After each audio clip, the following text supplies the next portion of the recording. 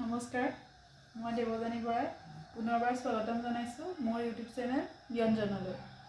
আজি পৰিয়ালৰ সকলোৱে পোলাও খাওঁ বুলি ক'লে আৰু পোলাও বনাব ওলাইছোঁ। ভাবিলোঁ ৰেচিপিটো আপোনালোকৰ লগত শ্বেয়াৰ কৰোঁ। ব'লক ভিডিঅ'টো আৰম্ভ কৰোঁ।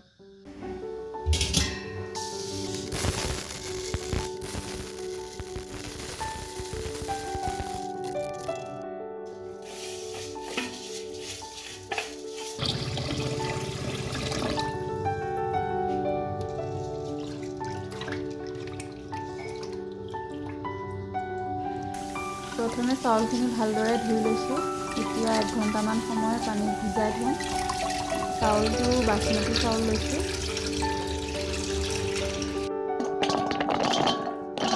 মই বিনছ আৰু গাজৰ সৰু সৰুকৈ এটা জোখত কাটি লৈছোঁ। এটা মিডিয়াম সাইজৰ পিঁয়াজ, অলপমান আদা নহৰু লৈছোঁ, 2টা তেজপাত, অলপ গৰম মছলা, দালচেনি, লং, ইলাইচি আৰু অলপ কাজু পানীত তিয়াই থৈছোঁ। লগতে অলপ খিচমিচ লৈছোঁ। ইতিমধ্যে মোৰ প্ৰায় সকলো যোগাৰ সম্পূৰ্ণ হৈছে আৰু লগতে মই তিয়াই থোৱা চাউলখিনি এটা খৰাহীত টুকি থৈছোঁ।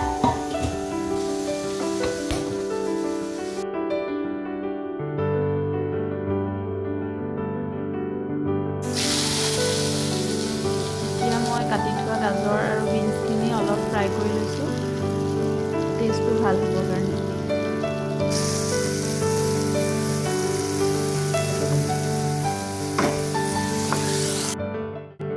এয়া হৈছে কাচকল, চকলা চকলকৈ কাটি মছলা সানি মেৰিনেট কৰি থৈছোঁ। অলপ পিছত এইখিনিও ফ্ৰাই কৰিম। পোলাও বহুতে বহু ধৰণে বনায়, মই কিন্তু প্ৰায় কুকাৰতে বনাওঁ। এয়া প্ৰথমে ৰিফাইন দিছোঁ। ৰিফাইনখিনি গৰম হোৱাৰ পিছত এচামুচ চেনি দি দিছোঁ। চেনি দিলে কালাৰ আৰু টেষ্ট ইনহেঞ্চ হয়। এইবাৰ দিছোঁ গৰম মছলা, লং, ইলাইচি, দালচেনি।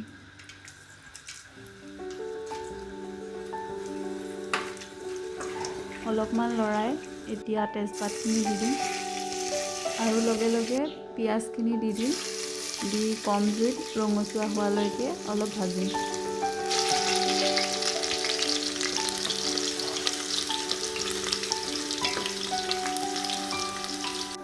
পিঁয়াজখিনি ৰঙচুৱা হোৱাৰ লগে লগে শেষত আদা নহৰুখিনি দি আকৌ অলপ ভাজিম।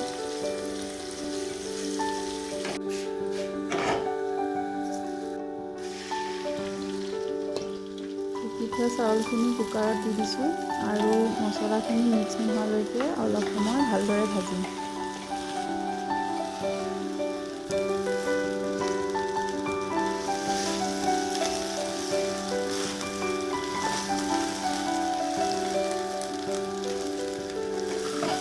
চাউলখিনি ভাজি থকাৰ মাজতে এচামুচ ঘি দি দিছোঁ।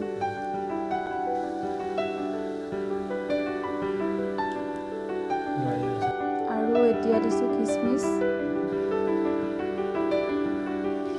খিচমিচখিনি দিয়াৰ পিছত দুবাৰমান লৰাই এতিয়া কাজুখিনি দিছোঁ। দি আকৌ দুবাৰমান ভালদৰে লৰাই দিম।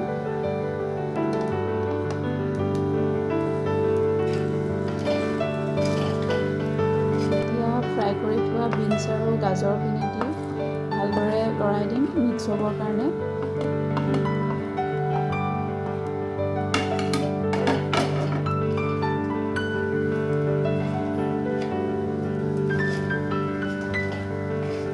ইতিমধ্যে আমাৰ চাউলখিনি ভজা হৈ গৈছে। এতিয়া পোলাও অনুযায়ী পানী দিম। ইয়াৰ পিছত 2টা চিটি অহালৈকে কুকাৰৰ ঢাকন বন্ধ কৰি দিম।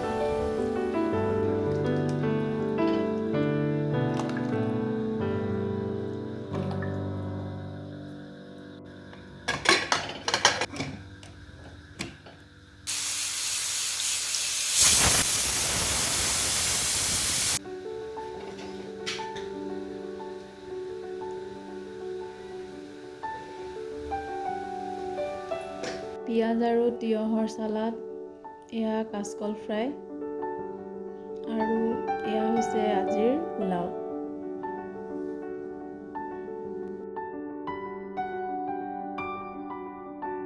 ৰেচিপিটো যদি ভাল লাগিছে আপোনালোকেও ঘৰত এবাৰ বনাই চাবচোন। ভিডিঅ'টো চাই যদি ভাল লাগিলে তেনেহ'লে লাইক কৰিব, ছাবস্ক্ৰাইব কৰিব আৰু আপোনালোকৰ পৰিয়াল বন্ধুবৰ্গৰ মাজত শ্বেয়াৰ কৰি দিব আৰু লগতে ভিডিঅ'টো শেষলৈকে চোৱাৰ বাবে ধন্যবাদ।